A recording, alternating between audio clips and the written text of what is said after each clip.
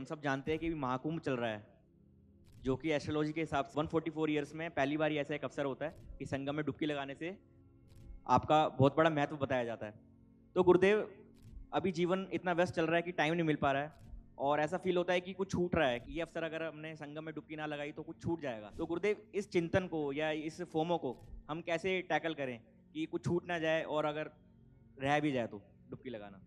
प्रश्न महत्वपूर्ण है, क्योंकि सोशल मीडिया के इस युग में विराट महाकुंभ और विराट महाकुंभ के आध्यात्मिकता का, उसकी वैज्ञानिकता का और उसके महत्व का संदेश आज सारी दुनिया में पहुंच गया है। जहां 30-40 करोड़ लोग एक साथ स्नान कर रहे हों, एक साथ इकट्ठा हो रहे हों, हमारे ख्याल से तो दुनिया के बहुत सारे देश, उनकी जनसंख्या ही इतनी नहीं है।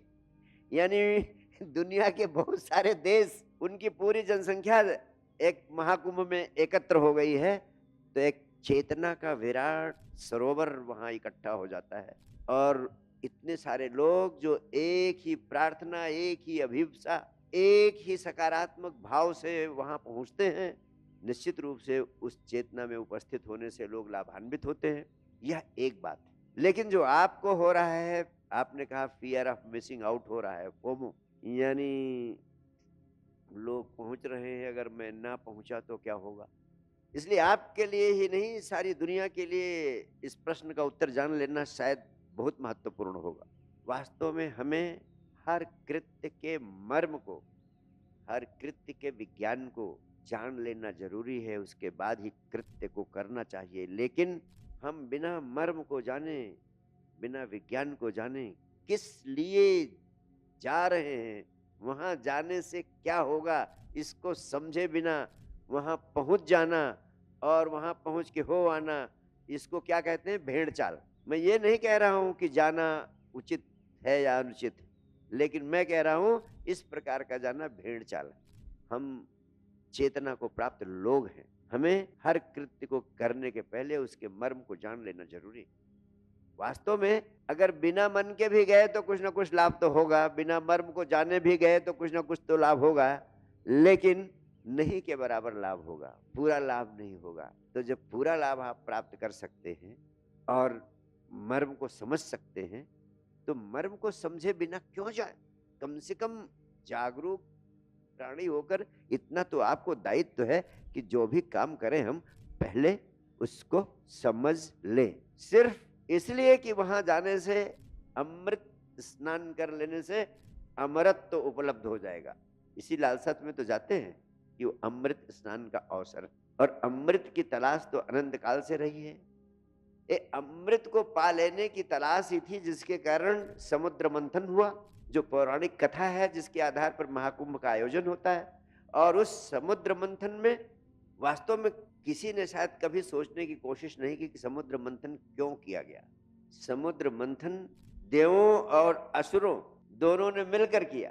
पर्वत से मथा, वासुकी नाग की रस्सी बनाई। ये प्रतीक है, पौराणिक कथाएं ऐतिहासिक कथाएं नहीं होती हैं, ये प्रतीकात्मक कथाएं होती हैं, जो किसी गहरे विज्ञान को, गहरे मर्म को आपके हृदय तक पहुंचाने का माध्यम बनती है। इसके माध्यम से भारतवर्ष के ऋषियों ने ये संदेश देने की चेष्टा की, सुर और असुर, देव और असुर दोनों ही अपने अपने ढंग से जीवन जी रहे थे, लेकिन दोनों के प्राणों में एक चीज की तलाश रहती थी, जिसकी तलाश आज भी हम सबको है। हम तरह तरह के भय से ग्रस्त रहते हैं, और सबसे बड़ा भय क्या है? जाने कब जिंदगी की अंतिम शाम आ जाए, जाने कब जिंदगी का अंतिम क्षण आ जाए। तो सबको लालसा थी कि हमें अमृत मिल जाए। तो वास्तव में ये समुद्र का मंथन परमात्मा की ओर से परम संदेश दिया गया कि तुम अगर अमृत को पाना चाहते हो तो तुम्हें समुद्र मंथन करना पड़ेगा। और समुद्र मंथन प्रतीक है किस चीज का? कि आत्म मंथन करना पड़ेगा।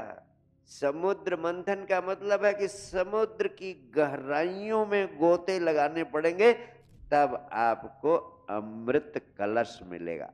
तो उन्होंने कहा तुम्हें स्वयं के भीतर आत्म मंथन करना पड़ेगा, आत्मा की गहराइयों में जाना पड़ेगा। उन गहराइयों में जाओगे तो तुम्हें अमरत्व का कलश, अमरत्व का रसायन, अमृत कलश मिल सकेगा।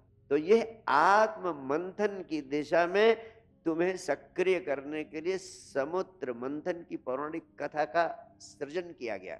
और जो पौराणिक कथा है उसके पीछे जो उपनिषद का विज्ञान दिया गया, उस उपनिषद के विज्ञान का सार है अपने भीतर जाओ तब तुम पाओगे कि तत्त्वमसि, तब तुम पाओगे अहम ब्रह्मास्मि। संदेश था कि भीतर जाओ ताकि तुम अमरत्व को उपलब्ध हो सको। और जब समुद्र मंथन की शुरुआत हुई तो वही चीजें प्रकट हुई जो आप ध्यान में बैठते हैं आत्म मंथन के लिए, आत्मा की गहराइयों में जाने के लिए। सबसे पहले हलाहल बिस्मिल्लाह। जब भी तुम आंख बंद करते हो तो तुम्हें क्या मिलता है? तरह तरह की जो चिंताएं, परेशानियां, जिन उपद्रवों से तुम गुजर रहे होते हो, वही सब तुम्हारे सामने प्रकट होते हैं। जो सबसे गंदी गंदी चीजें, सबसे ट्रबलसम चीजें, जो तुम्हें बहुत दुखदाई चीजें, वो सबसे पहले याद आती। तो वहीं रुक गए तुम तो फिर और भीतर नहीं जा पाओगे। और वही समस्या समुद्र मंथन के समय में हुई। जब उन्होंने मथना शुरू किया तो हलाहल बिस पहले आया। आप सब परेशान हो गए कि अब कौन संभालेगा, ये तो सब लोग समाप्त हो जाएंगे। तब उस समय आवश्यकता महसूस हुई, उस आवश्यक कि कोई इसको संभाले। यानी जब आप आत्मा की गहराइयों में, आत्म मंथन की गहराइयों में उतरेंगे तो आपको आवश्यकता होगी एक संभालने वाले की। तो भगवान शिव आदि गुरु के रूप में उपलब्ध हुए, जिन्होंने उन समस्याओं को, हलाहल विष को स्वयं पान कर लिया। आदि गुरु भगवान शिव ने। तो जब आप आत्मबंधन की यात्रा में होते हैं, सदगुरु की वही भूमिका है कि वह आपके समक्ष जो भी विष, कठिनाइयां, समस्याएं उत्पन्न होती हैं, उसको समाप्त करने का वचन देता है सदगुरु, उसको संभालता है। जब उसको संभाल लेता है तब तुम और गहरे और गहरे और गहरे जाने में सक्षम हो पाते हो, उसके पहले नहीं। तो भगवान शिव ना होते और हलाहल विष को न संभाला होता, नीलकंठ न हुए होते, स्वयं उसका पान न किया होता, तो समुद्र मंथन संभव ही न होता और अमृत कलश भी संभव न होता। तो जब सदगुरु संभालता है, तुम और गहरे जाते हो, फिर खजाने मिलने शुरू होते हैं, हीरे मोती जवाहरात। ऐसे ही समुद्र मंथन के समय में जब शिव जी ने संभाल लिया मामला, तो जाने बहुत सारी चीजें निकली थी। उसमें से ऐरावत, कल्प वृक्ष, कामधेनु, माँ लक्ष्मी और तरह तरह की संपदाएं, तरह तरह के मूल्यवान चीजें मिलनी शुरू होती हैं। प्रारंभिक स्टेज थोड़ा भयभीत कर देती है, इसीलिए लोग ध्यान से भाग लेते हैं और इसीलिए सदगुरु की जरूरत होती है। इसीलिए कहता हूं कि कम से कम महीने में एक दिन सदगुरु के सानिध्य में उपलब्ध होते रहो और आत्ममंथन की दिशा में सक्रिय होते रहो, तो ये सदगुरु धाम ही तुम्हारे लिए महाकुंभ का स्थल बन जाएगा। और ऋषियों का संदेश यही था कि तुम जहां हो वहीं आत्म मंथन में लगो। तो जब आप महाकुंभ में जाते हो तो वहां पर आपने देखा हो जगह जगह साधु, संत, महात्मा, संबुद्ध, सदगुरु आपको मिलते हैं। उनसे मिलने का एक अवसर होता है। जब आप उनसे मिलते हो तो क्या समझाते हैं? वो यही समझाते हैं कि तुम अब जाओगे घर तो आत्म मंथन में लगो, ताकि अमृत कलश जो तुम्हारे भीतर ही है उसका स्वाद तुम्हें मिले और भीतर से सन्यास, बाहर से संसार के रूप में साक्षात परमात्मा तुम्हें उपलब्ध हो सके। तो इसमें फियर ऑफ मिसिंग आउट नहीं है। जब आप आत्ममंथन की दिशा में संकल्प लेते हो और गहरे और गहरे और गहरे जाते हो, तो आपको मूल्यवान चीजें मिलनी शुरू होती हैं। यहाँ तक कि उसको मथते मथते आपको स्वयं का बोध होता है, आत्मा का स्वाद मिलता है और तुम आत्मा में प्रतिष्ठित हो जाते हो। उस आत्मा में प्रतिष्ठित हो जाना ही भगवान कृष्ण कहते हैं महाकुंभ के परम लक्ष्य को उपलब्ध कर लेना है।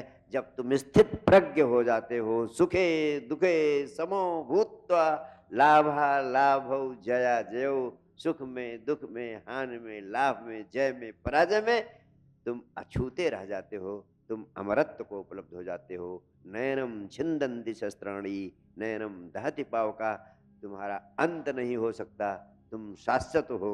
अमृतस्य पुत्र, तुम अमृत के पुत्र हो।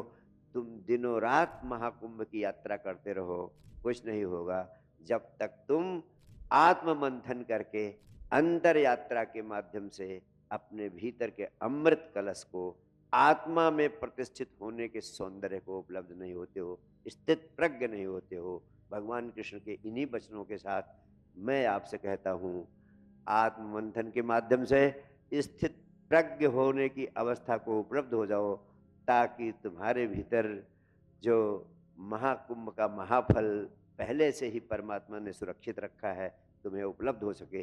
कहीं भागने की जरूरत नहीं है। संत कबीर कहते थे, पाहन पूजे हरि मिले तो हों पूजू पहाड़। यानी पत्थर को पूजने से अगर परमात्मा मिल जाए तो मैं तो पहाड़ को ही पूजने लगूं।